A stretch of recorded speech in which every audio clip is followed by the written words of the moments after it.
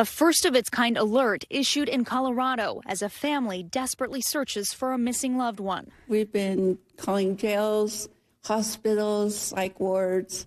I mean, we've been just doing whatever we can. And 27-year-old Wombly V. Hill is the first face on a missing Indigenous person alert in the state, just days after the program was enacted. The Colorado Bureau of Investigations issuing the alert Tuesday after V. Hill left a relative's home in Denver and never returned. all we need to know is whether he's safe or not. The 2022 legislation to create such alerts, backed by the Missing and Murdered Indigenous Relatives Task Force in the state. My hope is that the alert is never used, but we did develop this alert knowing that, unfortunately, it would probably have to be used. Nationwide, the Bureau of Indian Affairs estimates there are approximately 4,200 missing and murdered cases involving Indigenous people, or MMIPs, that have gone unsolved. Most are women. Statistically, Native people suffer rates of violence that are disproportionate to any other demographic in the United States. Advocacy groups believe systemic discrimination and racism can play a role in the attention these cases receive. And this is what we're missing across the MMIP cases nationwide. There's no sense of urgency,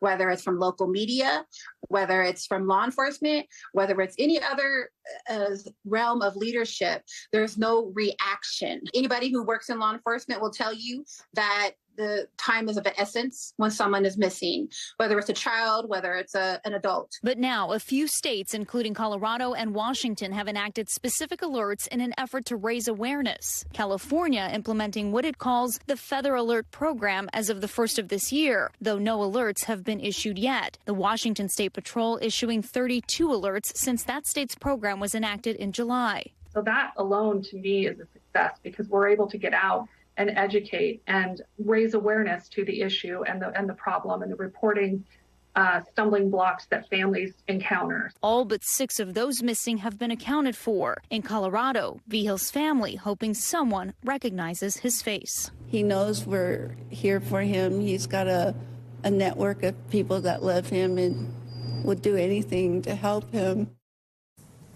All right, Valerie Castro joins us now in studio. So, Valerie, we saw there in your report, California, Washington, Colorado, they all have programs. Any other states looking to set up these types of alerts? Well, New Mexico is actually trying something completely different. That state says the Indian Affairs Department has partnered with the FBI to create an ongoing monthly list of missing Indigenous people in New Mexico and across the Navajo Nation that extends across state lines.